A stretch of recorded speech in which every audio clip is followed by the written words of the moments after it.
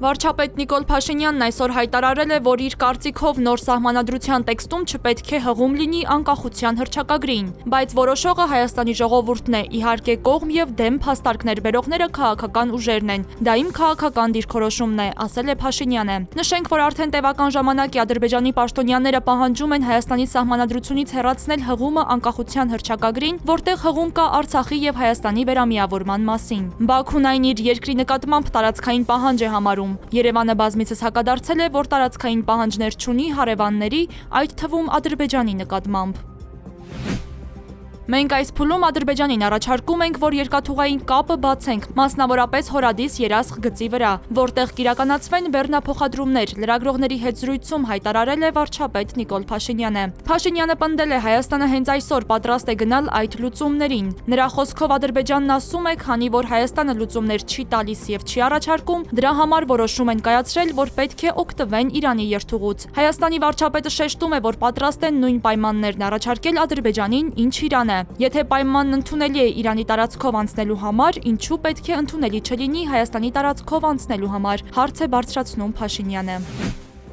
Եվրամիության խաղաղության հիմնադրամից Հայաստանին 20 միլիոն եվրո օժանդակություն հատկացնելու վերաբերյալ քննարկումները շարունակվում են։ Այս մասին այսօր Սլովենիայի արտաքին հարցերի նախարար Տանյա Ֆայոնի հետ ասուլիսում ասել է արտգործնախարար Արարատ Միրզոյանը։ Ի պատասխան հարցին, թե կա երկիր, որը ընդդիմանում է։ Հուսով ենք, որ ապագայում դրական հանգուցալուծում կլինի, նշել է նախարարը։ Տանյա Ֆայոն իր հերթին ասել է, որ Սլովենիան աջակցում է այդ խաղաղության հիմնադրամից Հայաստանին տրամադրվող օժանդակության առաջարկին։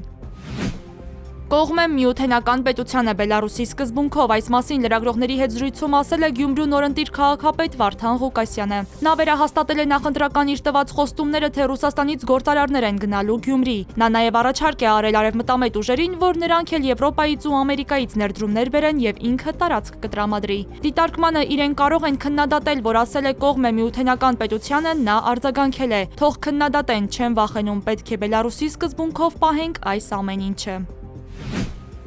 Քաղաքացիական պայմանագիր խմբակցության բոյկոտի ֆոնին այսօր Միասնություն դաշինքի ղեկավար Վալոդիա Գրիգորյանին ավականին օրենքի ուժով ընտրված համարեց համայնքի ղեկավարի պաշտոնում։ Մարտի 30-ին տեղի ունեցած տեղական ինքնակառավարման մարմինների ընտրություններում Գրիգորյանը 57% ձայներ հավաքել։ Ավականու առաջին նիստին չէին մասնակցում քաղաքացիական պայմանագիր կուսակցության ավականու անդամները եւ համայնքի նախկին ղեկավար ազգային առաջընթաց կուսակցության ցուցակի առաջին համար Դավիթ Մինասյանը։ Նրա կուսակից ավականու մյուս անդամը ներկա էր նիստին եւ կողմ քվեարկեց բոլոր որոշումներին։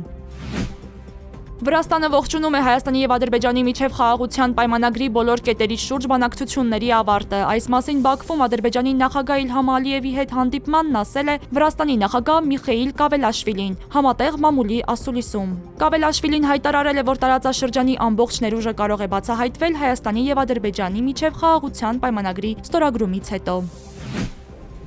Իսրայելի պաշտպանության նախարար Իսրայել Կացը հայտարարել է, որ կշարունակեն խոչընդոտել մարդասիրական օգնության մուտքը պատերազմից տուժած Գազայի հատված, որտեղ իսրայելական բանակը վերսկսել է ինտենսիվ օդային եւ ցամաքային հարձակումները։ Իսրայելը մարդասիրական օգնության մուտքը Գազայի հատված արգելափակում է մարտի 2-ից ի վեր։ ՄԱԿ-ը երկուշաբթի օրը ահազանգել է պատերազմի 18 ամիսների ընթացքում պաղեստինյան անկլավում ստեղծված լրջագույն հումանիտար ճգնաժամի մասին։ ՄԱԿ-ի մարդասիրական կառույցները շեշտել են, որ արդեն 1.5 ամիս է որևէ մատակարարում բժշկական պարագաներ, վառելիք, ջուր եւ այլ անհրաժեշտ պարագաներ Գազա չի մտել։